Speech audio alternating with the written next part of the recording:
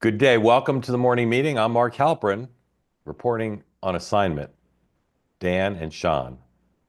Megan McCain will join us shortly to talk about her friend Tulsi Gabbard and her time on Capitol Hill yesterday in support of her friend, and we'll look into where that nomination stands. We'll also talk about Donald Trump's performance at his two public events yesterday, which has inspired a lot of anger and derision on the left. We'll talk about whether there are going to be tariffs imposed this weekend on two U.S. allies.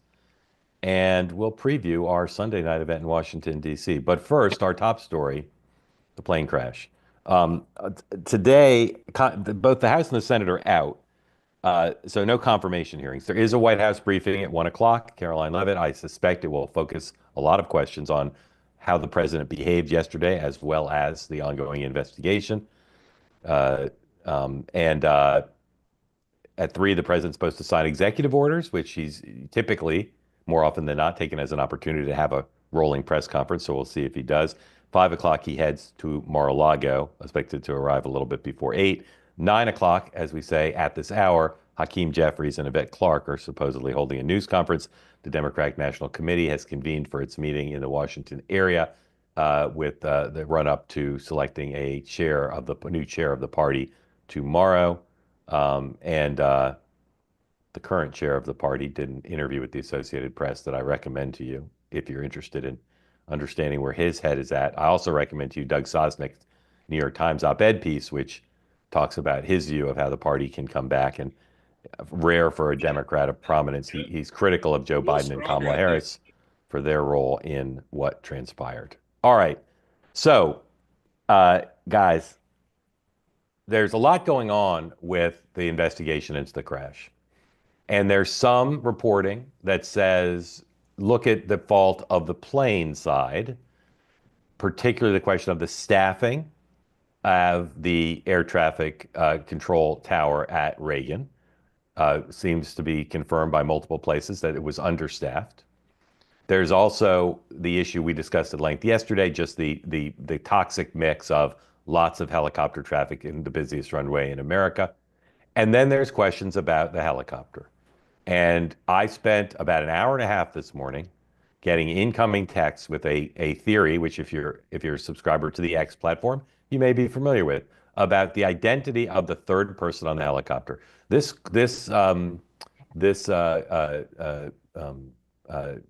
conspiracy theory or sets of accusations is based on part on something which is true, which is they've only named two of the three people on the helicopter. They haven't named the third person. I heard this morning a report that the next of kin of all three people in the helicopter have been notified. Perhaps that's a faulty report, but there's no reason if they've notified the next of kin to the third person that that person wouldn't be named, giving rise to a lot of conspiracy theories and X quote unquote reporting. It remains the case. Last thing I'll say, it remains the case, or two more things. It remains the case that people who are saying that President Trump's comments about DEI yesterday were not as off base as the critics claim, say just you wait. There are going to be some facts that come out that back up to some extent what he said. This morning, President Trump on social media on the Truth platform, 105, please, put out this. Okay, this puts the onus on the helicopter. Black Hawk helicopter was flying too high by a lot. It was far above 200-foot limit. That's not really too complicated to understand, is it?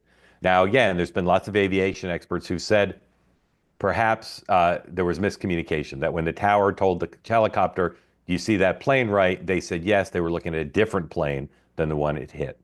That's a possibility. But here, President Trump is weighing in, again, offensive to some because the investigation hasn't run its course.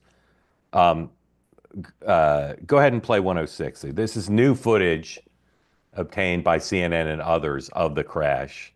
I've not seen it, but we'll all watch it together. And then, Sean, I will turn it over to you to talk about where you think the investigation is, what the unanswered questions are regarding what happened.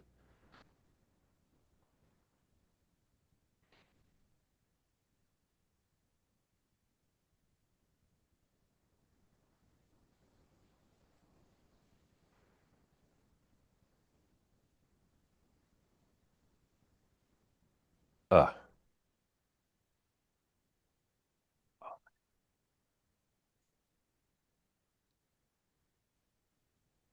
Okay. Sean, where do you think we are in the investigation and in responsibility and the president's performance yesterday, which has offended a lot of people? So a few things here. Number one, several things can be true at once. The helicopter can be too high. Staffing can be a problem at the tower. And I think both of those are likely, going to come out. The tower issue is something that if you start to read some of the stories that have been posted in the last 24 hours, the NTSB chairman has been screaming about this since 2023. There are members on both sides of the aisle who've been talking about, there's 3,000 tower air traffic controller positions unfilled. Um, it also is a fact that DEI was a priority of the FAA. So several things can be true at once. How those are presented and how it's handled, I don't think there's any question that we're going to find out what caused this crash at some point. It may take a few months, but it's going to come out. Um, I think the other thing that I'll tell you is when you're in a position like the president or senior White House staff, you get access to a lot of very sensitive information very quick.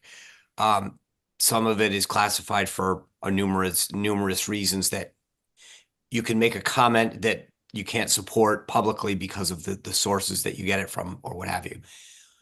That's I think the president knows a lot about what happened, and he's being given a lot of justifications for who was where when. So I think that you're going to see a lot more come out, but it'll have to happen in the due process of the investigation, for a lot of uh, logistical reasons.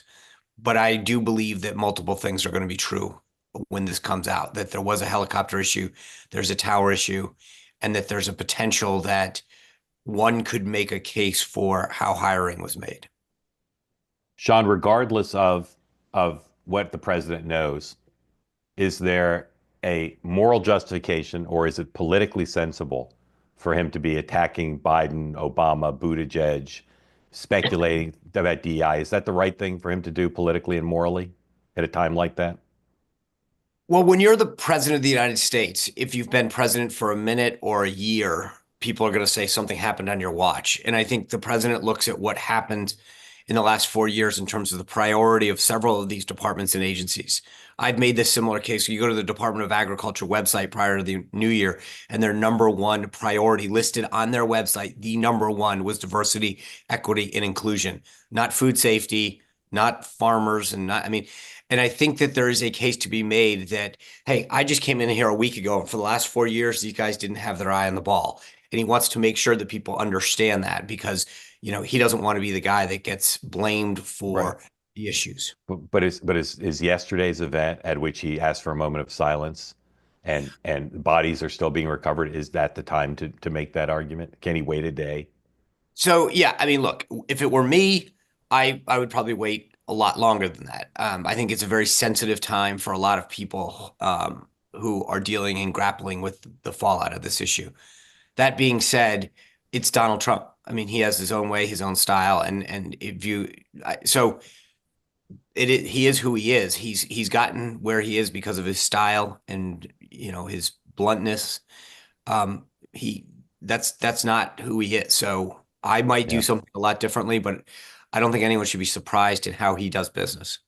Dan, some of my liberal friends have written essays on social media about expressing their outrage about what he did yesterday.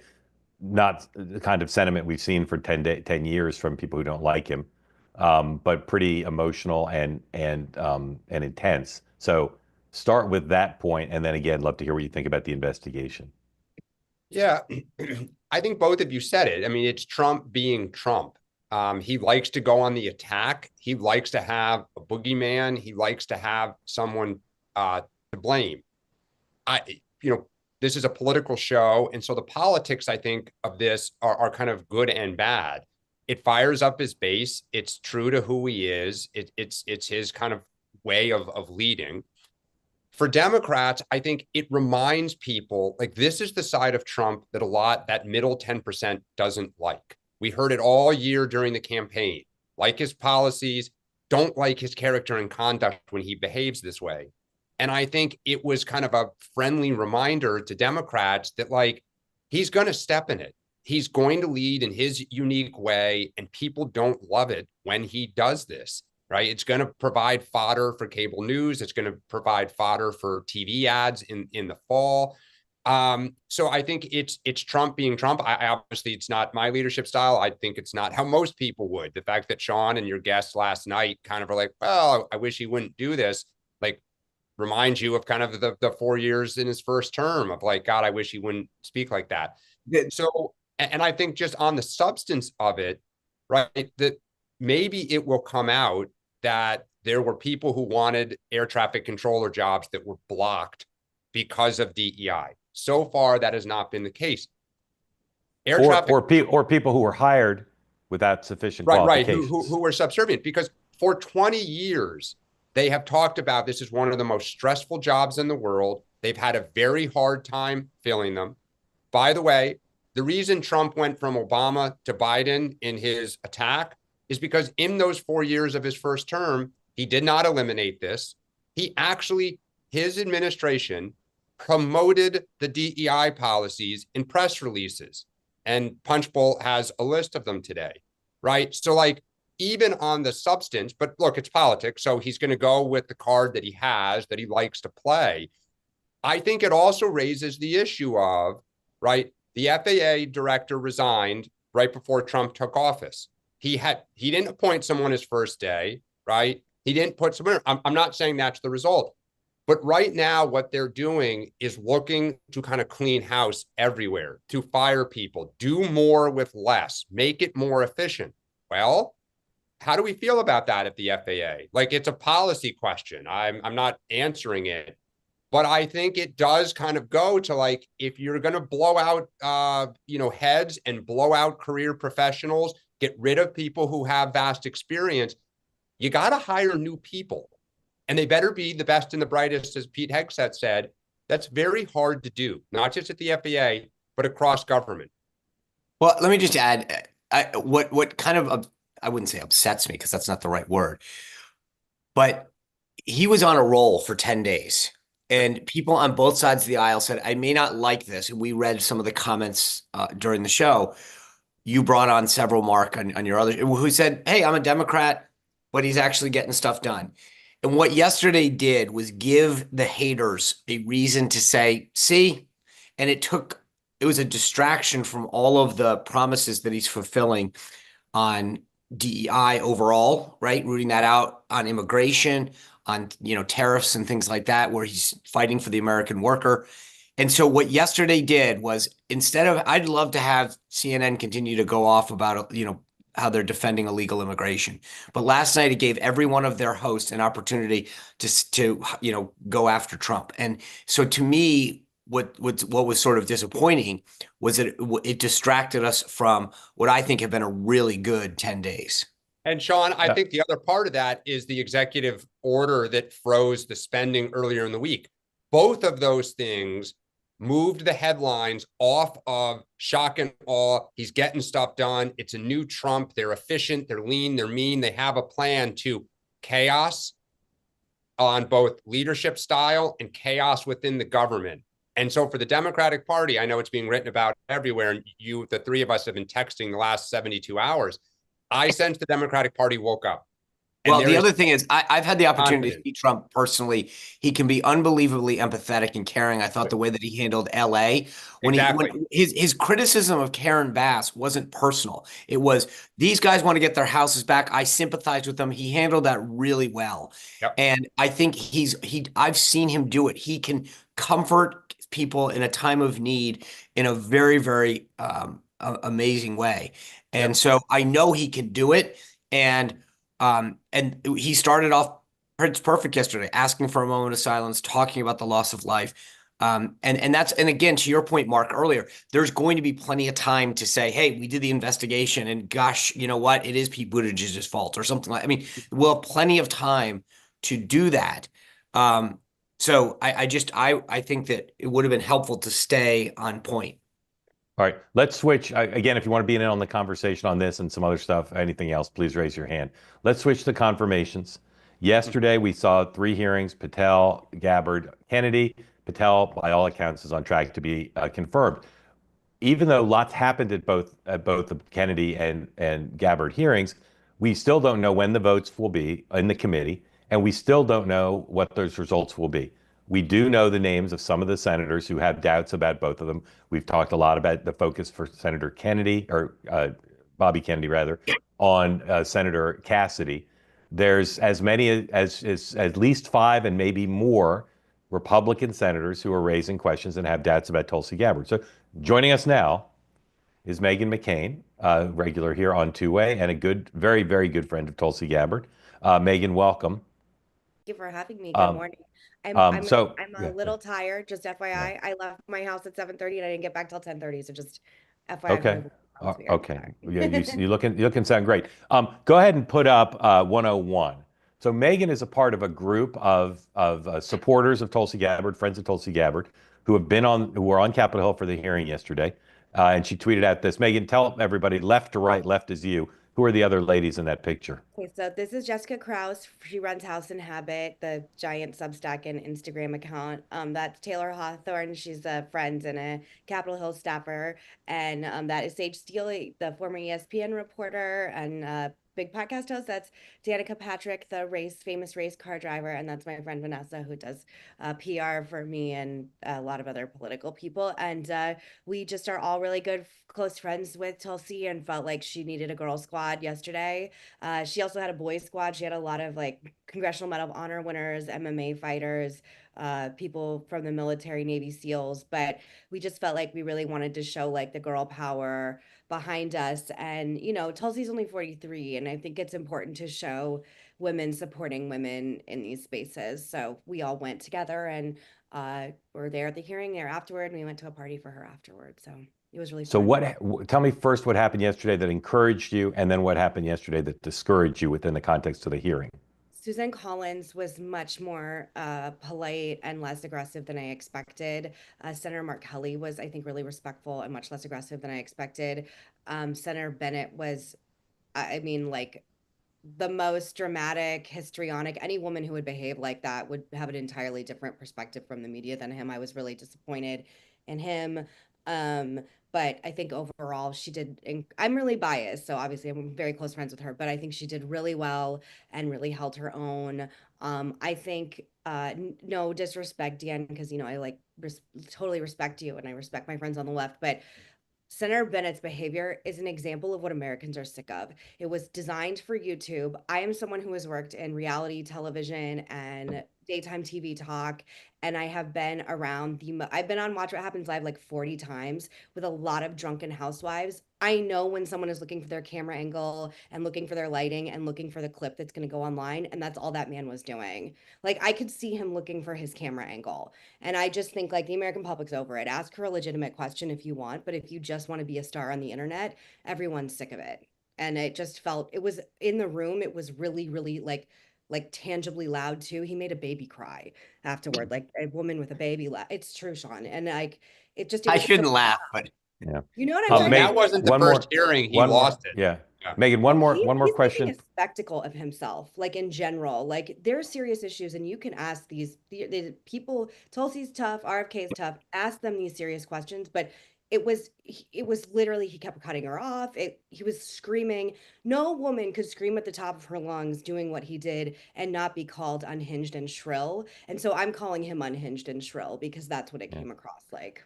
2 more questions for me, and then turn you over to Dan and Sean. Sure. First, um, why won't Tulsi Gabbard say that Snowden is a traitor? Why did she my resist question. saying that? I don't think it matters. Like I actually think Seems to matter to some of the Republican senators. yeah, it matters to the octogenarians and the 70-year-olds who are not Iraq and Afghanistan war weary people who are worried about our civil liberties and the government spying on us. This is an entirely different generation. She's 43.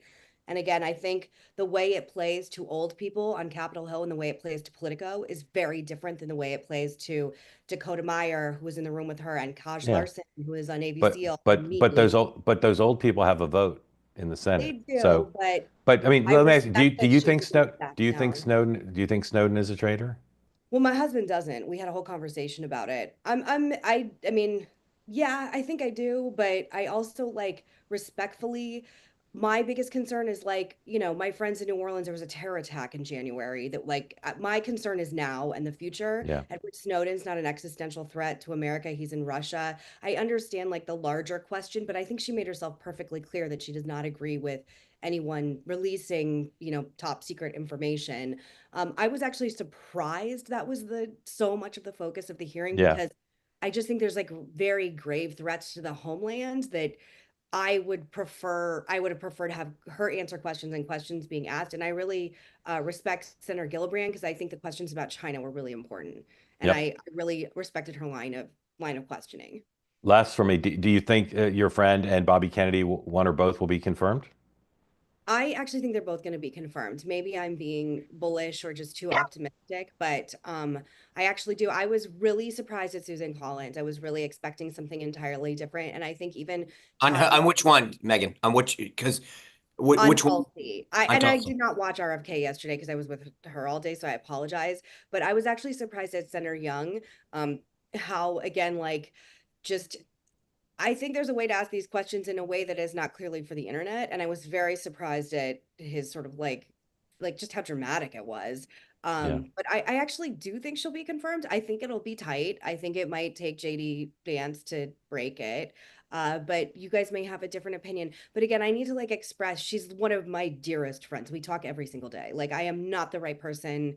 I will like I was sitting next to her husband right behind her yesterday. Like I love Yeah. her so much. And so if you want more someone who's going to criticize her, Mark, I'm not the person Yeah. to. No, that's not why we didn't have you on to Yeah. criticize. You were there yesterday and you're a keen observer. Dan. Thanks, Yeah, Mark. so Megan, it sounds from reports like she had good meetings with Republican senators in private leading up to it. And so I guess the question then goes to like both the Snowden and the 702 issue that some other Republicans seem to have. Was she surprised then that it came up in the hearing and they kind of kept coming at her? Because it sounds like she had good private meetings with them and this stuff had been addressed. But there seemed to be a disconnect. I didn't ask her if she was surprised. I think I will just tell you, like in the room, by the time we got to the second round of questions, when Senator Cotton let everyone ask follow-up questions, someone said, like, I need to talk to you about Edward Snowden. And someone behind me, I don't know who it was, went, Jesus Christ, because it was all they were asking about. And again, like, I'm not trying to like whatever, but there are nominees that have gotten through with very credible sexual assault allegations. And like again, you can have a difference of perspective on this. And one of the things that I'm sure, like, you know, I'm 40, that like having brothers who are both Iraq and Afghanistan war veterans and being around my brother-in-law, my sister-in-laws, like all in the military and people who have served and deployed, they have a very different perspective on the Iraq and Afghanistan wars and things like Edward Snowden than the generation before them. This is an extremely war-weary generation that feels like they've been lied to about weapons of mass destruction. Like my own brothers, like my friends got their legs blown off and committed suicide over a war that may have been unjust. My brothers, I come from a very conservative family, and he won't mind that I said that. He's very open about it.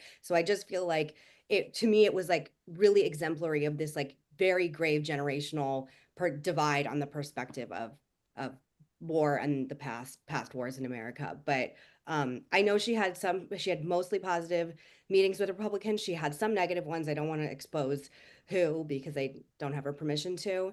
But it hasn't been all like sunshine and rainbows, of course. I was surprised by Senator Young. Just because again, it was so aggressive. And I also feel like she's really earned the right to be called Congresswoman or Commander or Lieutenant Commander, and they were calling her Tulsi. Colonel, excuse me, yes, Lieutenant Colonel. I'm sorry, I'm very tired, John. And No, I've never, you're a Navy girl. You can't. I'm sorry. And I just thought it was really inappropriate that they were calling her Tulsi. I Like that, agree. I was yeah, pretty surprised. I was pretty that surprised because they it, wouldn't call anybody else that, no, they wouldn't even be someone like without a rank. agree. They wouldn't be like Robert or Cash. And that was even in the room, it was like very jarring. I was like, why are you Yeah. calling her that? So Yeah. just another Now, small. it is true. It is true that she's got a distinctive name, but I thought that was I just uh, rubbed me the wrong Do way. you think Sean. that she'll make it, all three of you? I mean, feel free to correct me if you think I'm wrong. I think if she gets out of committee, she'll be confirmed. I'm not sure she's going to get out of committee.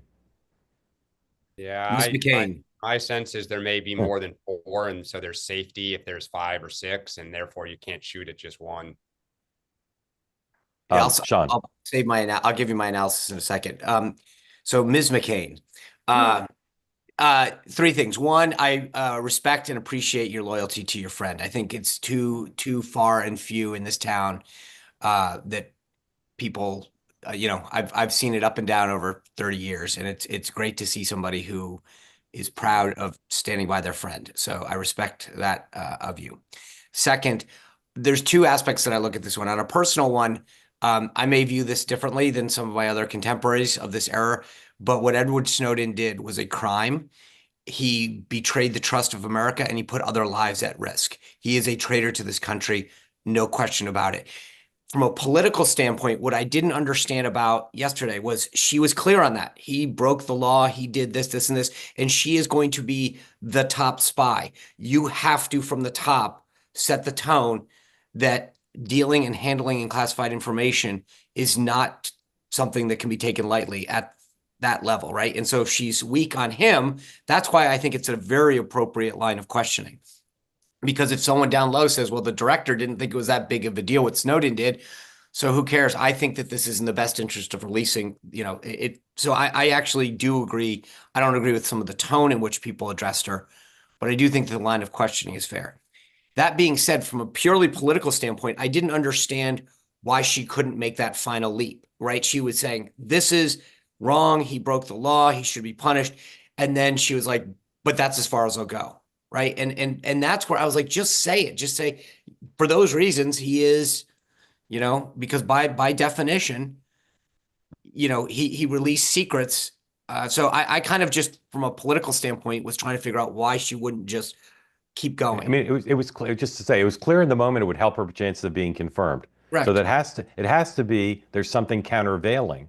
And I just don't know what the countervailing thing would be. Well, I think the countervailing thing is that she doesn't, that she shares the sentiment that Megan said that so many do of that generation, that like, hey, we were lied to and that there's a way to do this. But she didn't enunciate it. She didn't make a principle. No, that's what I'm saying. I agree. Like, Yeah. I think we're all saying the same thing. I just was like, go there, just say, but for the following enumerated reasons, I don't believe that it concludes like this, or I do. But it just, to me, was like, you're not finishing the sentence. Do you think it's just qualifying? Yes. You mean, Sean, I'm sorry, just to clarify your answer to Megan, you're saying you think it will cost her confirmation, or I do. think Yeah, I think when you saw the reaction, she did. I agree with what we've talked about. I think she set herself up really well. She came in strong, and that hearing, thank God it wasn't running on every channel. She did not do her. Hegseth, Cash, even I think Cash did a great job. Bobby, I think for the most part, really did a good job. It's funny. I heard he did not do a good job yesterday. Well, I mean, I think he pushed about Capitol Hill, was he kind of blew it. So the finance committee one on day 1, I think he did really well. He didn't do as good on day 2, but the thing was, I think that the problem was she shook a lot of people yesterday when she publicly wouldn't seal the deal. And that's the difference. In the private meetings, it's you and the senator, you're going back and forth, and you can assuage them a little bit more. When the senator is sitting there publicly, and you saw some of those comments that they gave to the media afterwards, they have to answer to their electorate that, like, hey, I just saw that. It's just weird for me. And I think it's weird for a lot of people, particularly women, that like it would be better for her to have like a accused sexual assault allegation where she paid someone off. Like that would be better for her to be confirmed than. But I think the difference, Megan, is this is her wheelhouse, right? Not that it's not. It's like this. It's so hypocritical, and respectfully, it is like for women. Like I can't even tell you. Like if she were a man with this kind of background in Congress, combat veteran, the whole thing, I'm telling you, these weren't going to be these kind of. Oh no! How she was treated, I agree with you on. Yes, it was disrespectful, 100%. But I'm saying that the line of questioning to someone who wants to lead the top intelligence agency in the country about their views on handling of intelligence is a very relevant subject. How she was addressed, dealt with, and the tone and tenor that some of those senators used was highly disrespectful. Do you think that Trump agrees with you? No, I think he likes her. He'll fight for her. but she's got I don't know You that she think gets he out of- will? You think he will, Sean? Because he I think hasn't. at some point, look, the issue is going to be Thune, because I don't think she gets out of committee, and Thune has made it clear that it's going to be really hard for. He left the I door know open a he not crack. no, but I think what he was trying to do is that, to me, was the dog whistle to say that's going to be the signal that more people are going to come on board. If she doesn't get out of committee, regardless if she goes to the floor or not, she won't have the votes. That's the I mean, tell. I think the interesting thing though is like for her, Megan, one thing that would give me some optimism. Trump had a bad Wednesday or a bad Tuesday with the freeze. He had somewhat of a bad day yesterday. The headlines today are not great for him. They're great for his base. Blue America's Blue America. If she goes down, like that's three things, like to your point, Sean, about the fantastic start. And then you get into RFK. And so but Mark, or I guess, Sean, you're saying he's defending him. She's twisting in the wind this morning. Yeah. It's Friday morning. Where are the dogs to her defense? Well, I got to be honest with you. Just to be clear, there? the Cassidy comments on RFK saying, I'm going to have a lot of thinking to do this weekend. I thought that Bobby was going to just sneak over the line and he'd be okay. I also thought he might pick up Sheldon Whitehouse, but that I don't think that's true anymore. I mean, my point is they have a very personal bond that I thought might break through. Yeah. But Tulsi, I think, has a problem getting out of committee. Yeah. Let me tell you something just really quick. There are a lot of women in my life, including Jessica Krause, who were not Republicans 5 years ago, that because of Tulsi and RFK came to Trump. I mean, a lot. And I would love to see the data on it, particularly with moms post-COVID. If they screw these two people and they don't get confirmed, it is a flesh wound for the Trump administration. If Maha goes down and Tulsi goes down, there will be consequences. But Megan, here's what I don't know. That's what it goes back to. All she had to do was yesterday say, I agree. And I don't, she created. Would you rather her lie? Huh? Would you rather her lie? But Megan, if she doesn't want to say he's a traitor, I think she needs to explain in a principled and robust way, not just evade it, right? She didn't address it. So the senators are left wondering. It plays right to their suspicion that there's something off with her when it comes to America's security. If she has a principled position, as your husband does, not a traitor, she needed to say it, I think, to satisfy the senators. There's two things. Pete Hegseth and Team Hegseth set standards on 2 points that I don't see right now, but I want to know if I'm wrong, based on your experience with Tulsi Gabbard and with Kennedy. He went on public offensive, fighting for himself. Now, she was great in her opening statement, but you haven't seen that. You didn't see that in the rest of the hearing in the same way. And two, MAGA was all in on pressuring senators, right? Now, maybe they're not pressuring because they think it'll backfire, because there's some indication of that. But do you sense, leaving aside whether Donald Trump will pick up the phone and call Susan Collins or call Thune, do you get the sense that she's fighting for this and that MAGA's fighting for her, or not? Oh, yeah. She's fighting like an animal. Well, look, I mean, here's what I would tell you. Hold on. What about MAGA? Did she feel MAGA's as supportive of her as they were of Pete Hegseth? Yes, and it's been, I think interesting for MAGA world that I'm such a strong supporter and they are as well. I mean, how many people are like Charlie Kirk, Tucker Carlson, me, all on the same page. And I've been around a lot more MAGA people than I ever have been in my life. And I just think that, again, I'm around her a lot. My dad was obviously a very famous politician. You've all been around famous politicians a lot. The way people react to her, I've never seen. It's like, people cry. I think particularly soldiers and people that just feel like the past 6 years have really screwed them. Like maybe Trump has it too. I'm not around him, but like people like start shaking. It's a whole different kind of experience. She's sort of a folk hero for a lot of people. And I just think that like she really put her ass out on the line for Trump world in a lot of different ways. And so did RFK. And that coalition, like if I didn't have such personal animus with Trump, like they're much more reflective of my policies that I want. And I just feel like for me, it will be heartbreaking if this doesn't go. Megan, because that's why I keep saying to Democrats, one of the top things is how do we win back the RFK Tulsi Gabbard vote? Yep. Sean, go ahead. Sean, go ahead. I just like, this is like, to me, this is respectfully simple. I agree with everything. She brings a huge block of people to the party. I've heard her speak at CPAC very dynamic, very compelling. I know Jessica well, and Yeah, a lot I of know you other guys are good friends too. Yeah. and you're right. Tulsi has brought a lot of people to the party. Politically, I want her to be successful. Okay, so let's just state that. I would like, but it's like, here's the bridge, here's how to get over it. Just she's got to come out and say, hey, look, I get it. I want to be the nation's top spy. I believe this and this is wrong. And to your point, like, I don't want her to be disingenuous. Explain to me why this case is different and why as the top spy, because I want someone sitting high up that's leading by example, telling people what to do, how to work. Can And I just say one I thing need to though? get over that But, like, bridge. RFK had a sexual relationship with a journalist a few months ago. Like, that's not more of a security issue than her take on Edward Snowden. I just like, the double, triple standard for her is like, it exhausts me. And these things don't come up. Like, I'm sorry, but I have major questions and I like RFK, but like, the fact that he could possibly be compromised by someone, a journalist or anyone, because clearly he's a philanderer, like, that's an issue for me, and that's not coming up. And it's just like, But she I guess the answer is, look, I don't disagree with your analysis, and that's just. But the point is, if that had gotten, if for whatever reason, none of that came up at either of his hearings, and that, yeah, I mean, because men sorry, can Dan, your have team missed sexual that one. affairs and it's fine. But Had but she but Yeah. done that, I mean, but here's the point. Like, he got lucky. He missed that one. She got asked about this, and that's why I'm saying all she needs to do is cross the bridge. It's not like it's over. It's, here it is. Go cross it. maybe she Yeah. will not be able to cross the bridge, but I will tell you that Senator Kelly, I had a lovely conversation with him before the confirmation hearing. I thought his questioning was very fair, very respectful, very tonally, whereas Is Senator is it possible he'll vote for her?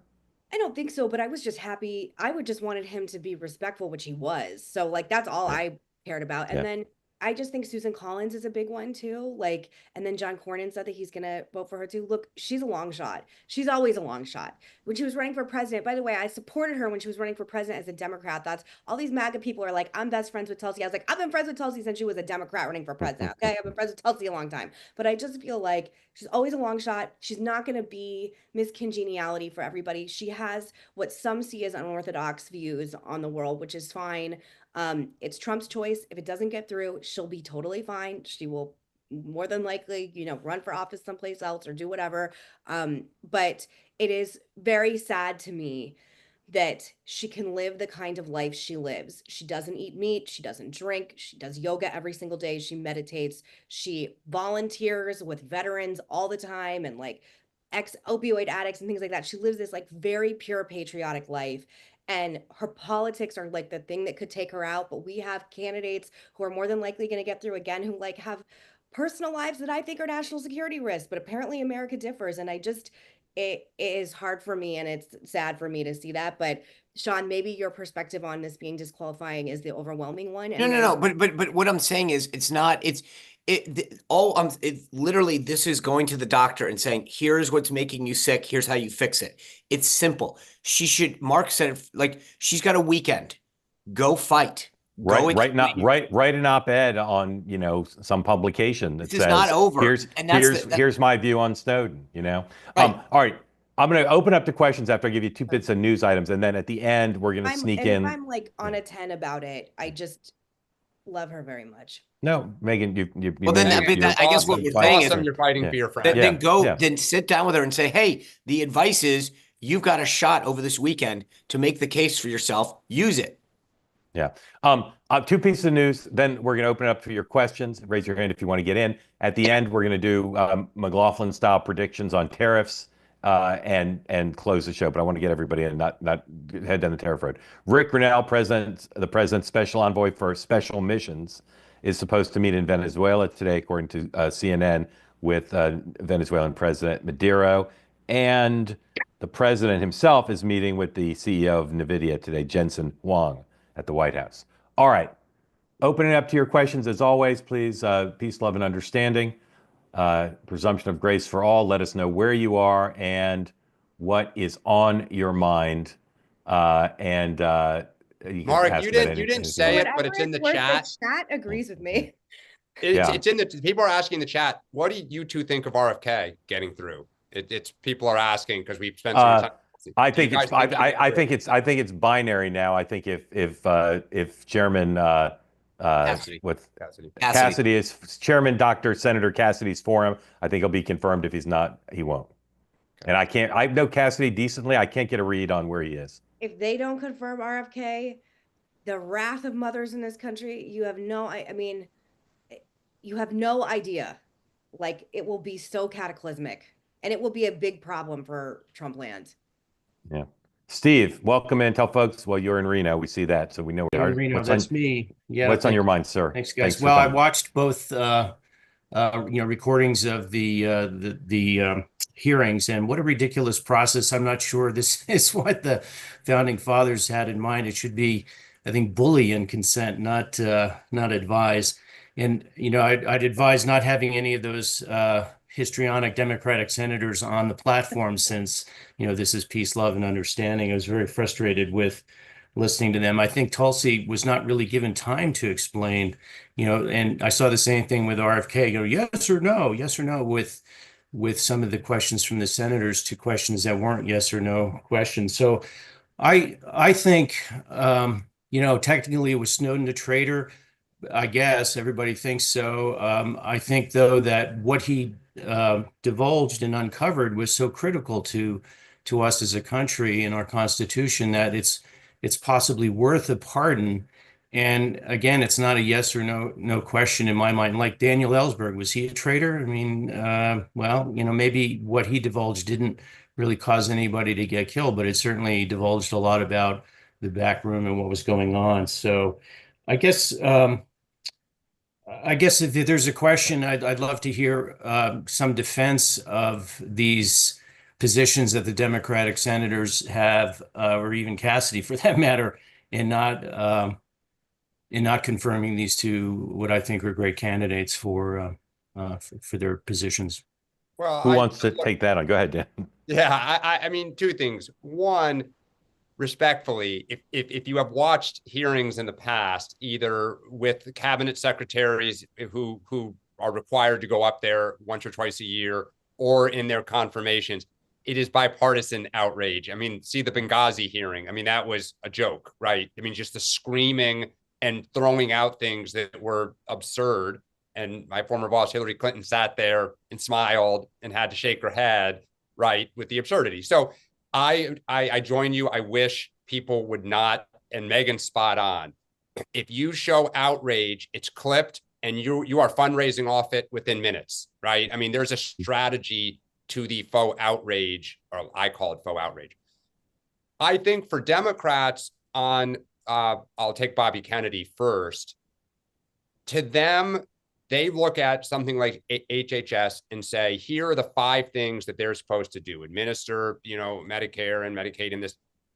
Bobby Kennedy didn't seem to know his facts. He didn't seem to know stuff, and he doesn't have experience with that. And so to them, who see these agencies as largely good and doing and having done good work, they think he's totally unqualified. If you're a Maha person, you say he is putting new issues on the table that HHS should have been focusing on or needs to additionally focus on. And I don't really care if, Medicaid, Medicare, that plane's going to land and fly kind of without his leadership, so to speak. Right. I want him on these new issues. And that is the split that with several Trump nominees, you saw this Democratic outrage of like, how could you confirm somebody with that background? Those, Megan's highlighted a few of them have personal issues that when other times would have been disqualifying. You love Trump, you're like, yeah, focus on DEI. The war fighters will go fight the war, but like reform that place. So Democrats just have a different point of view, and they've been expressing it. Megan or Sean? Yeah, I mean, I kind of look, both sides play. I think the process is a joke. Yeah. And it's unfortunate, but it is what it is. Both sides will do it. What troubles me is that it's worked out well where Republicans control the Senate right now, and you've got a Senate. But when you have an opposing flip at some point in the future, that it's going to be very difficult because the president needs a cabinet that they want. And I would agree with this. I think the opposing party needs to bring it out, right? Biden got his cabinet. I think some of them were highly unqualified. Pete Buttigieg, number one. And Dan McDonough. Anyway, and then so, but they have a right. The president wins the election. They get to put their people in place. And so I just think that we're playing a very dangerous game when we do this kind of stuff. It's one thing to ask questions and to make it clear and to expose issues that you think you want to make sure are relevant on the public, in the public space you have a concern with, and to get answers. But these things, I mean, 5 minutes, yes or no, yes, no, yes, no to any kind of complex question. I hate that. I just think it's unfair. There's very few public policy questions that are black and white, very few. And so to tell someone yes or no, can you tell me, would you declare? I mean, so I just think the whole process has become a joke, and I'm concerned about it going forward. By the way, Megan, Bernie Sanders embarrassed himself trying to catch RFK. I mean, that was embarrassing. Well, that's a follow-up. RFK kind of got testy with him. In fact, he was calling him Bernie, right? When he was calling him Bobby. So, but would that help a candidate if they push back and get as emotional as possible, or do they have to kiss ass in order to get? Bernie's, I think, a unique character because he's fine. He doesn't. But I will tell you that I thought that the best line when Bobby pushed back on him and talked about the amount of money, and he goes, "Senator, I raised $200 million." I mean, I was like, so your case is you raised hundreds of millions of dollars, and this was only a fraction of it. That really didn't sound too populist to me. No. Yeah. Steve, thank you for coming. Appreciate it. Very grateful to you. All right, bringing in two folks at once here. Ask them both to unmute Yadira and Uralina. I said that right. Thank you both for joining. Uralina, you first. Tell folks who don't know where you are, what's on your mind, please. Am I unmuted? Yeah. You're all good. We hear you fine. Oh, great. I want to address what Sean was saying about Tulsi. First, tell us where you are, if you don't mind. Oh, I'm in New York. Great. Go ahead. I wanted to address what Sean was saying about Tulsi. It was clear during the hearing that they just wanted her to say that he's a traitor, but I don't know why the senators or anyone would want her to lie.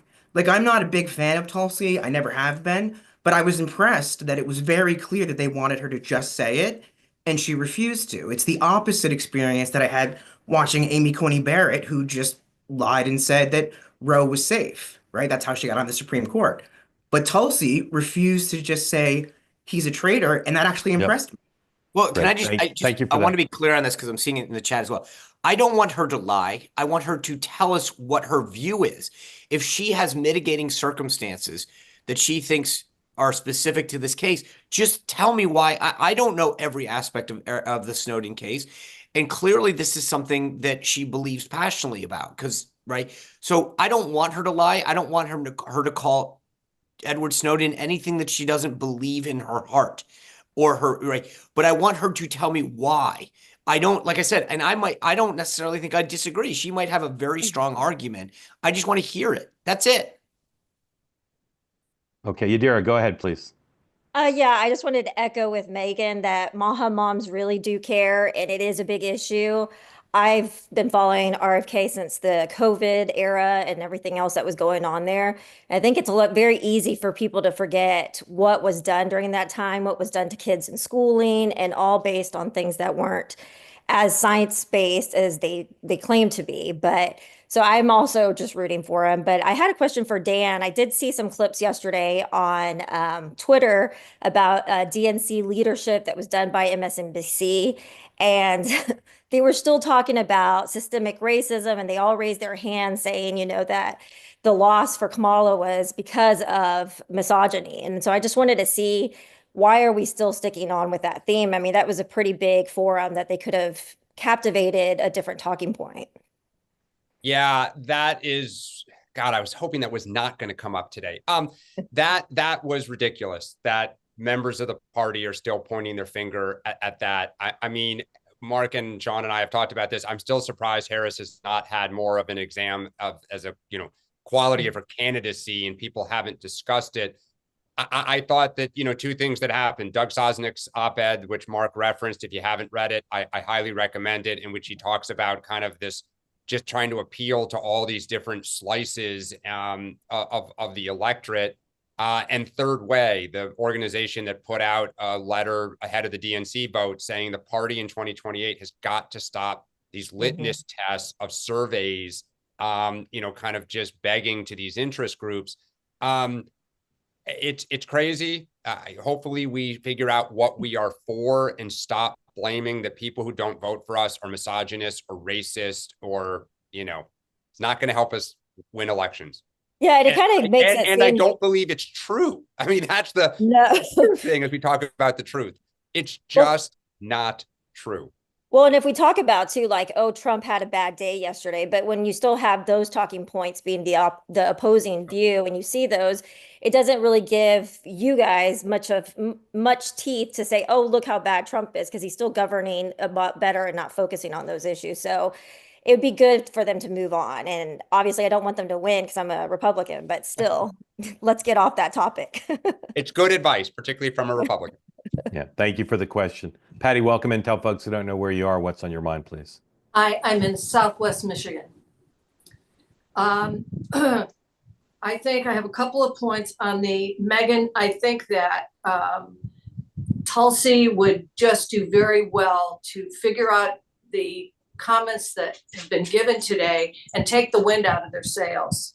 Because I think they'll go back wanting to keep pushing that. And if she can figure out a way to do that, I just so love your fierceness in friendship. It's just wonderful.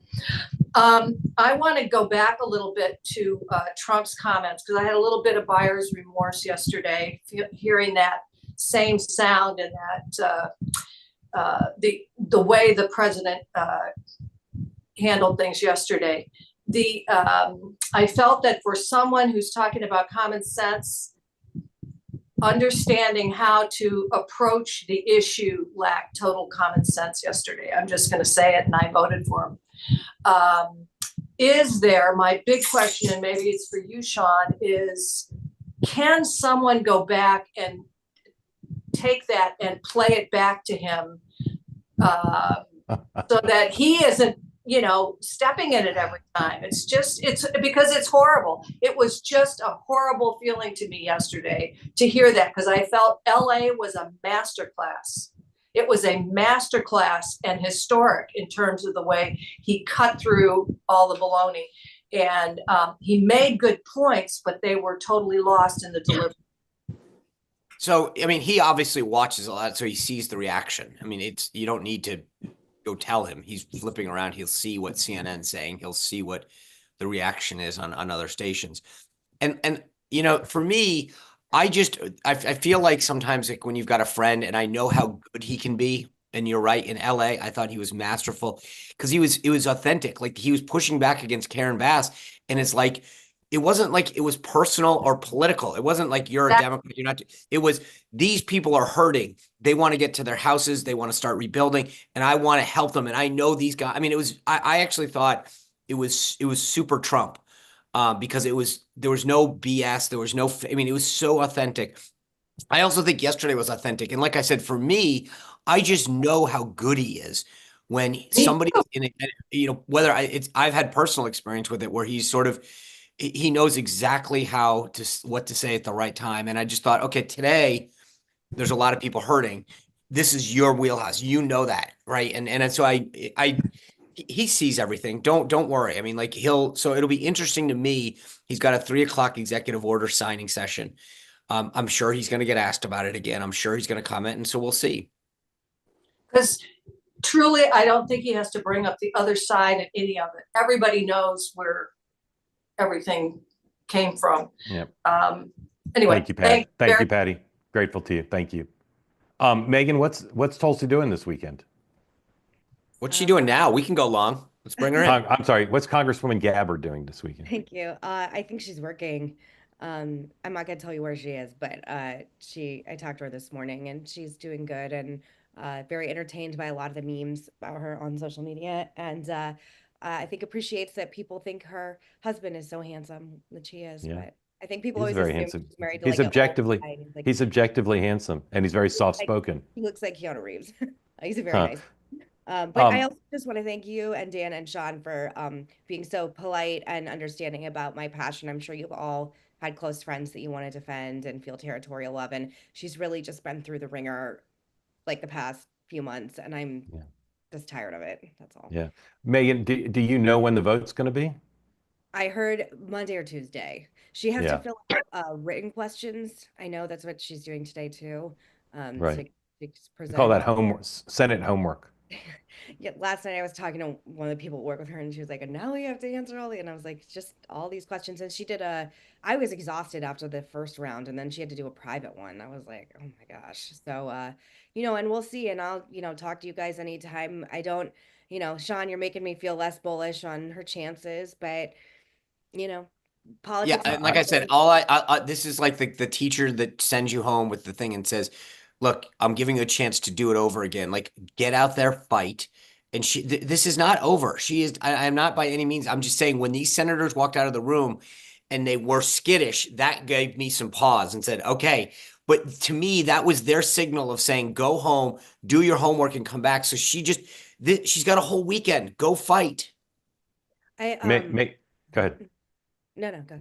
What was it like being on the Hill? Like, what was like the sights and sounds and atmosphere for you? Because you don't spend a ton of time up there anymore, right?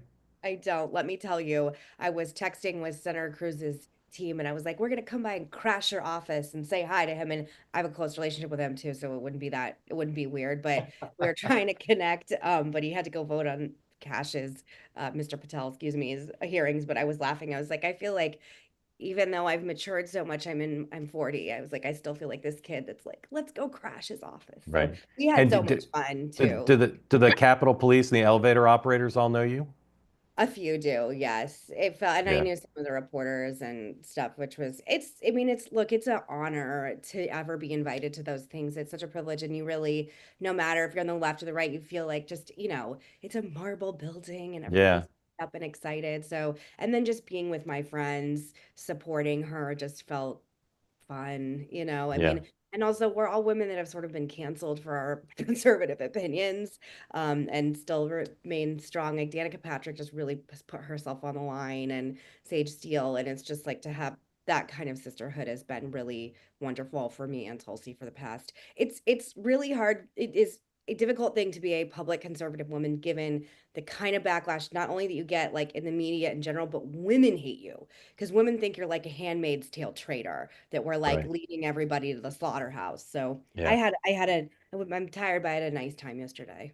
I've been around Danica Patrick. I don't really know her. I spent some time with Sage Steele. I know Jessica. I know you. You all are just incredible badasses, and your friend is lucky to have you on her side up We there. may have gone to the monocle for a drink after between. Isn't Very it closing? very Did I appropriate. hear that? The monocle's Is closing? it? Yes, I Right. think I'm Oh, pretty I think the Surprised it more survived relevant point is COVID. how does it stay open? Yeah, I'm surprised it survived COVID. Megan, very grateful to you. If you want to come back tonight, Monday, whenever, we'd love to have whatever updates you have, and we're super appreciative of you. And thank you, as Mom. as Dan and Sean said, we're all super impressed by your loyalty to your friend. She's very lucky to have you. I just get heated and I'm feisty, so I'm sorry if I Yeah. like, am getting a little, Those are like good attributes. And ask your husband if he'll come on Monday to explain why he's not a traitor. We'd like to have that we explanation had a whole too. conversation about it last night. He was like, I agree with her. And I was like, didn't Yeah. know that hot take, but okay, great. Thank you, Megan. Great to see you. Bye. All right, guys, real quick, put up the Wall Street Journal headline. I think this whole tariff thing is all just bluffs. I just think he'll impose them if he has to, but then he'll go on Truth Social and take them off. I think that like the Colombians, the Canadians, and the Mexicans will fold. But interested in what you guys think, Sean. Will there be tariffs this weekend or not? This weekend, yes. Monday, no. So put him on. He'll just go on Truth Social and say tariffs imposed. They'll cave on Monday or Tuesday, and then he'll go back on Truth and say, just kidding. That's what I think. Or the other thing is, does he buy time? Effective February 15th. Right. But my understanding is that Canada is making progress on a lot of the border stuff. Yep. And so I don't know. I see a world in which he buys time because he says, we are making great progress on the border. I will be imposing tariffs by the end of the month if they don't. Yep. Dan, agree, disagree? I think the fascinating thing is Canada seems nervous and doesn't want him. Mexico has begun to say he doesn't have the kahunas to do this, and they're calling his bluff. So I think he does them, And I said this the other day, he will declare victory. He doesn't know what victory is yet, but he'll declare it and he'll define it on his terms. All right, we'll see. Tonight, 6 p.m. Whatever it Eastern is. time, 6 p.m. Eastern time on Two-Way Tonight, our special guest, Mark Andreessen. Super looking forward to talking to him about tech, about Silicon Valley and Donald Trump, about AI. Amazing opportunity for you all to be able to ask him questions. So please join us tonight.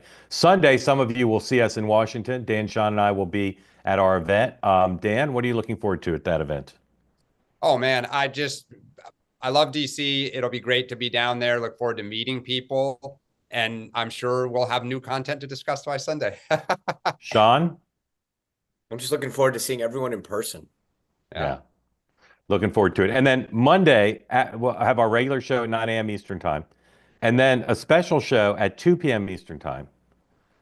We're a second installment of The Diner. I'll be sending out to my Substack later today and putting it on Twitter some documents you can look at, a poll, and some of the preliminary things Americans are saying about this debate.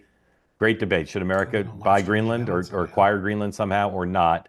And Monday, 2 p.m., David Burrell and I will be hosting all of you. Please come ready to discuss your point of view. We'll present sort of some point of view of your fellow country women and men, and then we're going to want to hear from you. So we'll see you Monday, too, and then regular Two-Way Tonight at 6. So that's a lot coming up and more announcements to come soon. Very grateful to Megan for being part of this, for everybody who has questions. Guys, I'll see you Sunday night, and I'll see everybody else tonight at 6, and then see you guys Sunday. Thanks for watching. Then.